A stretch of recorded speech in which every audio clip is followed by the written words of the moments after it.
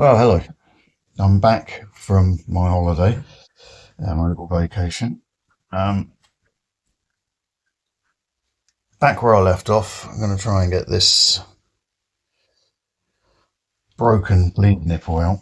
Not going to be an easy thing.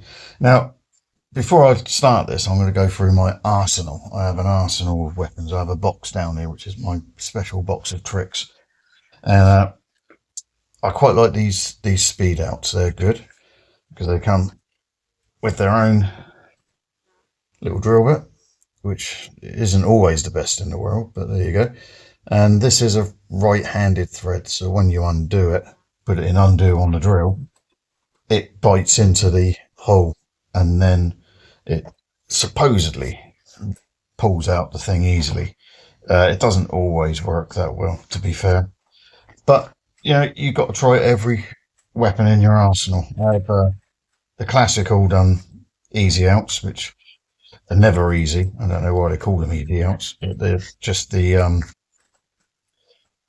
just your basic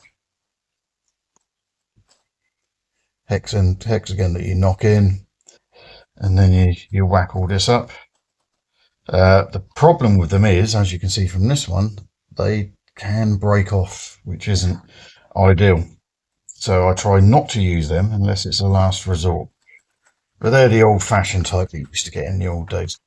I've got this thing, which is a great tool for getting studs out. This is a really good tool. I got this off, I think I got this on Temu, I think, Chinese, but it's a fantastic piece of kit. Same as this, the stud breaker, a thread breaker. So if you've got something in there, you can do this up, and and then you can turn the whole thing, and it should cut or break the thread. Obviously, I've got all sorts of easy outs and right hand threads in this kit, which is another kit that I bought, I think, from China again. And this is a great kit I bought from China. This is to remove rounded off nuts. Now, these are a brilliant tool. You've got to have all of this stuff in your arsenal. Otherwise, you are just going to be flailing around and not getting anywhere. So I'm going to get myself set up, get a little drill here, and then I'm going to have a go at drilling and easy out in this thing. Okay, so I'll be right back. So, as usual, as we all know, disaster has befallen, and it didn't come out. We'll try to use another method in a minute. But for now, what I'm looking at is I've got a selection of bleed nipples, which I think that one might be about the right size. So what I will do is I'll find a thread on that. So you need a thread runner, which will tell you what thread this is, and then you can find the right tap for it. So I'll just go through that, find the right thread, and then we'll look at maybe drilling and tapping as the last resort. But these things happen, and that's why I have my big box of tricks, because these things happen quite a lot. The miracle cures that people send you and say, oh, just use this, it's an easy out, it's a special tool, it's a speed out. Sometimes they work, sometimes they don't. And there's not really a lot you can do about it. You just have to go with it. So I know the pitch of this now is 1. So it's a pitch of 1. So I need to find a tap, which is the right diameter, and I'll get a vernier out in a minute and try and work that out. And then I can figure out what tap I need to get in there, then what drill bit I need to drill it out, and everything else, so that I can make sure that it's okay. So that's... So I've gone through with a 4.5mm drill bit now, getting ready to tap with 6mm to get it down and in there. Now, as soon as I broke through, all of the hydraulic fluid came out that was still in there, because I've still got the piston in. Now, the idea behind that is the hydraulic fluid will blow any swarf back out, and therefore shouldn't damage the piston. Now, when I've finished tapping and everything, what I'll do is I'll put this piston into this vise, and I'll slowly do it up, and that all the hydraulic fluid will be forced back out through the bleed nipple, which will then make sure that that's pretty clean, or as clean as you're ever going to get it in there. It's not ideal, it's not the best way of doing it, but I haven't really got an awful lot of choice. So there you go, in the vise, very slow drill, and it was slow until I broke through and the oil came out. Now I've got to try and maybe either open it up or tap it out. So we'll see what happens now. Right, so we know we've got all the way through because we got fluid coming out. We've got hydraulic fluid coming out. So now I've just got to open up the hole. I'm doing it 0.5 millimeter at a time with cobalt drills, very, very slowly, because you don't want to break one of these drills in there, because if you do, well, then you're in shit street. So we do this very slowly, and these will bite and they'll cut really, really well. So I might need to do it up a bit more, and you can almost hear it grabbing on that. Now you've got to be careful, because at the bottom, obviously it's like that, so you don't want to drill out the pinhole that it sits into. So I think I'm on alley there, so that's fine. And then I'll do another 0.5 mil and another 0.5 mil until I can get my tap to grip, and then hopefully I can tap out a thread, pop this in, and we've got a new bleed nipple. That's the theory. Let's see how it works in practice, shall we? And in case you're wondering how I've managed to record over there while I'm working here without a tripod and get in and out so much, it's because of my girlfriend Anna. She's acting as cameraman today. Love you, Anna. And just to let you know, I can call her a girlfriend at 65, I've been told. Alright, so I've drilled this out very, very slowly, very easily and gently. You have to be very easy and gentle with this. And so now what I've got is a nice clean hole. It goes down to the bottom there, you can see. And there's lots of crap in there. As you can see, when I lift it upside down, all of the oil starts coming out. So what I'm going to do now is a double test, really. I'm going to get rid of this oil that's gone over my rubber.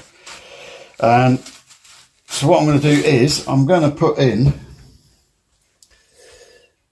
the new bleed nipple, and I'll pinch it up just a little bit. Don't need to pinch it up a lot, just a tiny bit. And then we'll do a little test on it. So as you can see, you don't have to be the son of Thor. So just one finger and just tighten it up, and that's enough. That's all you need. So what I'm going to try and do now is I'm going to try and use the vise to push the piston in. Now it will come in because most of the fluid's already gone out, so that should push all the way in. And what we shouldn't get is any fluid out of here. What I'm hoping for is we'll get fluid out of here, out of where the banjo will go, but not out of here. Now I could, if I wanted to, I could quite easily just block this off to give us that point that we're getting pressure, but I'm not going to. I'm just going to keep that. There we go. So I've now got fluid in the banjo bolt, just to prove it, if it will go that far. There it is. So any crap that was in there will now go through there, but I've got nothing coming out of the nipple, and I'm pleased with that, because that means it's holding, because it should come out of the nipple first, being at a lower degree of gravity than it should do coming out of the banjo. So I'm really happy with that. So I'm going to screw this back down. Not that it's going to make any difference, because it will just come out the hole, but the reason I'm screwing it back down now is to get rid of any excess oil out of there. So that's good. B, what I'm going to do now is just loosen it off of it, and I'm going to take this back out. And the reason I'm doing that is quite simply to try and get any remnants of swarf out of this, because I don't want this to be full of swarf. So I want all the oil to come out of there. So I'll push that in till it's level. There we go. That's not going any further now. I don't need, again, you don't need to be the son of Thor on this. Just let it tighten up a little bit. And then that's taken all of the pressure then has come out, and all of the swarf has come out with the pressure. So now I'm going to put this back together and get it back on the bike and bleed it. So once I've done that, we'll come back and we'll see whether I've got a half decent clutch. Okay, so I will see you very soon. So here we are, back again. I'm going to take this out because I've just been double checking everything. Lots of grease on there. I should really, I suppose, be wearing my gloves, but it is hotter than hell in here today. So it's a shorts and t-shirt day. I don't care how dirty I get. That's all I'm doing now. When it does get hot down here, it gets hot, and it's pretty relentless. But we love it. That's why I moved here, for the heat. So I can't moan about it, can I? Because I'll be a bit of a dick. All right, so we put that where it's supposed to be. I think for some reason it's still hitting, but I'll be all right. We'll do that up. So I normally just tighten them up with this, with a bit on, and then I'll get the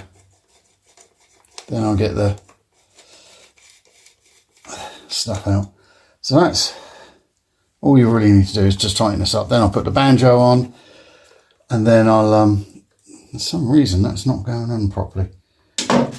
Let's see. I don't think just tightening it up on that's going to work. I think we might have a thing with the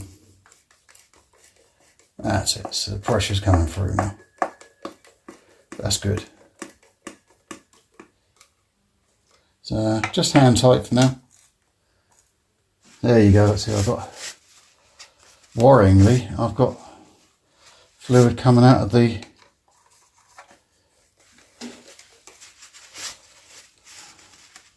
bleed nipple while it's done up. So that's not good.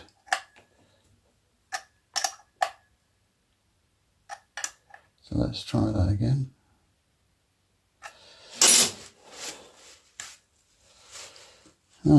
Okay. Well, that I think is pretty fucked up. I'm really, really not happy about that. So, I've managed to drill out the piece there. Nice little hole. All I've got to do is, now I've drilled the bit out, because I've drilled a bit deep, I'm a bit concerned as to whether this will get a seat on it. So I've gone for a bigger bleed nipple, which I'm going to now drill out very slowly and tap to get into here, and then we'll see whether it seals up. But I'll get back to you on that after I've drilled these holes out really slowly, and we'll see if it works. If it doesn't, it's a new case, but shit, I've got nothing to lose by trying, have I? See you in a bit. So what I'm going to do now is I'm going to get a 6.5mm drill bit, cobalt, of course. I'm going to get out my trusty vernier, which I use for everything, and I want to measure the depth down to there. So that's where it hits on the shank. So if I screw that up, I've got 12.27mm on that. So if I get that onto a piece of tape, and this is a simple ruse. You just put a piece of tape, and I can mark it with a Sharpie as well. Sharpies are great things. So you just get to the apex of that and you mark there where that's going to end. And then I'll just put a bit of tape around it because it's easier to see than the Sharpie line when the drill's spinning around like a demon. So that's the depth that I want to be drilling for this. And I don't really want to be drilling any more than that if I can help it at this moment in time. I can always take more out later. I can't add in. Now, important to remember, every time if you're using cobalt bits on aluminium, is your safety glasses, because they do have a habit of grabbing. Now, it's also good to remember to do it very, very slowly, because that happens as well. That's it grabbing there. So I'll take it out and I'll do that again. That's gone wrong. And it's good to keep checking and keep checking and keep checking. And even if you do it backwards, just to get the edges off. You don't need to put any pressure on this at all. That's it. That's enough, I think. So I'm just going to clean that out like that. And that's not looking too bad. So I'll take that out and then I'll get some this tissue paper. And yes, if people have asked me in the past, and I will say so, I use tons of this tissue paper, but it's good because of that. See, all the swarf and craps come out with it.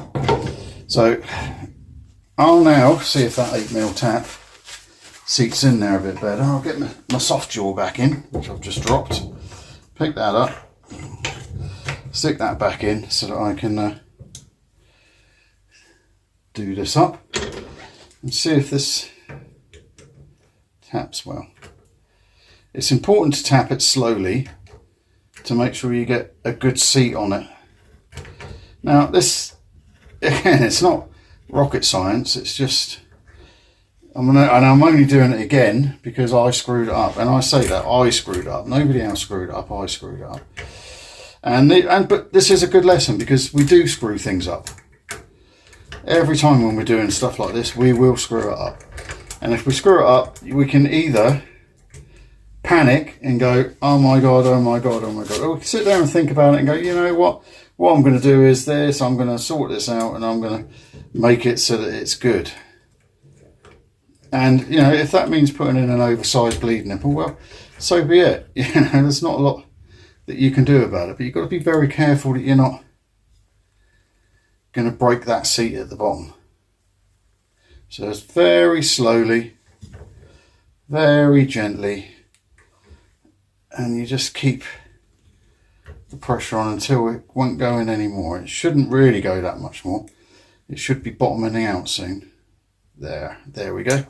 I'm happy that that's bottomed out. So I'm going to take that out and I'm going to turn it upside down again to try and get whatever's left in there out. So we'll clean that up and we can see from there, yeah, that's looking quite good. I think that is pretty much up to where it needs to be. And that's actually looking quite clean in there now. That's looking quite nice. So what I will do now, and this is the same as everything else I do, this is a lot of trial and error. A lot of trial and error. Because now I've got to take it off, I've got to put it all back together, get some pressure on it, see if it seals. If it doesn't, it's another millimetre I've got to drill out, and another millimetre and another millimetre. And that's what rebuilding bikes is all about, you know. You got to have some patience, you got to have some fun.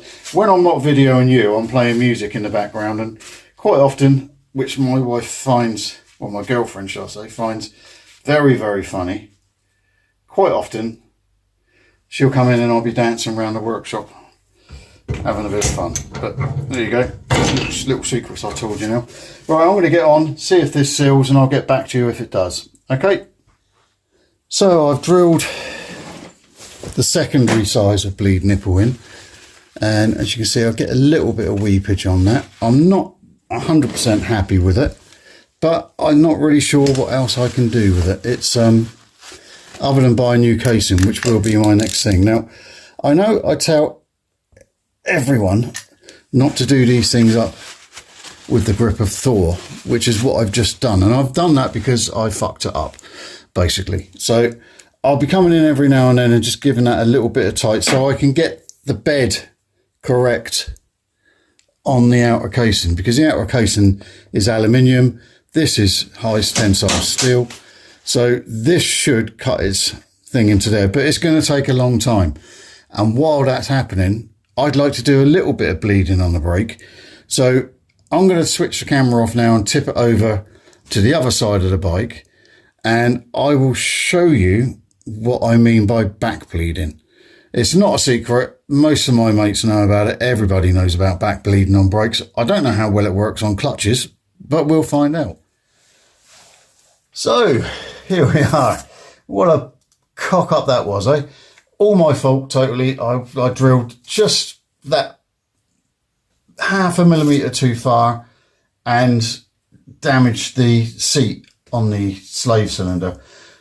But who knows? I may have repaired it. I may have dodged a bullet, as they say, with that one. So now I'm going to do back feeding, or back bleeding, should I say. And it's a simple process. It's not a secret. It's nothing special. It's not a hack or anything. Most of my mates know about this. It's quite simple. You just pull the master cylinder lever in and you get a cable tie. These, by the way, are fantastic. These are the Velcro cable ties. I get these from a place in China. They're pennies, literally pennies, and you can buy them by the thousands. And they're worth having because for this sort of thing, you can use them again and again and again, and you're not throwing lots of plastic on the floor, which is good. So you just pull that up as tight as you can and get that a bit tighter. And then once you've got it as tight as you can get it, you just leave it. Go out for a beer with your mates, go and do whatever you want to do for a night, leave it overnight, and hopefully gravity will take its course and any of the air will come up in there. Because what I don't want to do is keep undoing and doing up that bleed nipple, because that's a recipe for it snapping. So what I want to do is just keep touching it up until it seats. And this will let me know when it seats, because if that's not sealing, it will drip out very, very slowly. And you'll be able to see it, and I'll just keep seating it until it seats. And then once I've got the seat in position, I can mark it, and I can keep undoing it and doing it up until it seats properly. And it should be fine. But the idea of keeping this video in rather than saying, oh, I'm not going to show it because I was a bit of a twat on that, is quite simply to let everybody out there know we do make mistakes. We're not infallible. You know, everything we do is at risk of failing, and quite often does. You know, if you're going to build motorcycles or you're going to repair motorcycles, don't ever expect everything to go right. It very rarely will. And if you can make a big cock up like that, and you can then work your way out of it, think your way out of it, and engineer a result, then you've had a good day. Because, you know, it's not worth being scared of doing these things. Because if you're scared of doing these things, then you'll never learn how to do stuff. If you make a total cock up of it, well, you know, you can always buy another part, can't you? If I totally screwed it up, I can always look online, and someone somewhere in the world will be selling a chain case with a clutch slave cylinder in it off of these Laverdas. Someone will be selling it somewhere. So never ever be scared about making a cock up. If you're going to be doing bike mechanics and bike building, believe me, you're going to be making shitloads. So on that note, I'm going to go and make a cup of tea and maybe catch up with my mates and have a few beers. I don't know yet, but I'm going to leave this overnight and keep coming in every hour and checking that bleed nipple and see if I can get that to bed without it snapping. If I can't, well, shit happens and I'll buy a new case. Okay, so enjoy what you're doing, and I will see you soon. Well, here we are. I've done the back bleeding. That obviously didn't work. So I'm bleeding now with conventional methods. Now, I've now got pressure on the bleed nipple, which was what I really wanted to do. And that was important because now I can get this clutch working properly and move on to my next bit.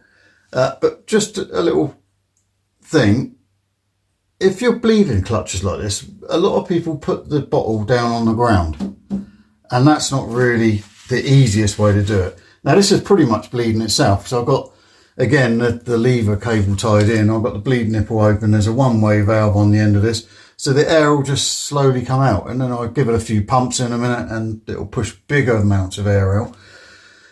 But the secret is to have the tube going up.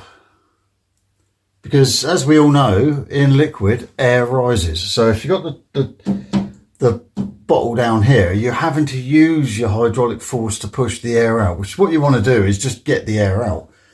And then, you know, you can play with the hydraulic side of it. But this will just slowly pull the air out.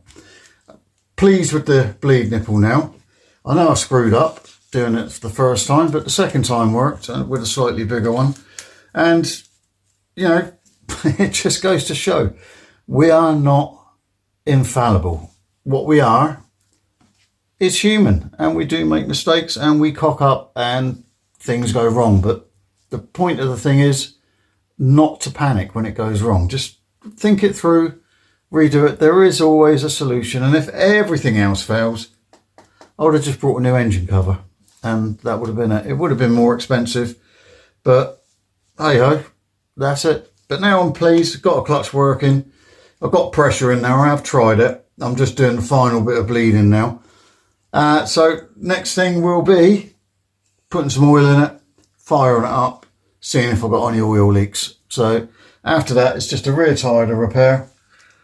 And Bob's your uncle, really, just putting it back together. I think that's it. I think this will be back on the road. But obviously it's summer now. I've got 3 bikes on the road, so I'm not overly stressed out about being on the road. But this is on the road now, so, or it will be in a couple of weeks. So the next one I'm going to do, by popular consensus, I'll turn this around, is the old GT550. That'll be the next bike that I'll be doing. And then after that, it will be possibly the Bimotor. So look forward to seeing you on the next one when we tackle a smoker.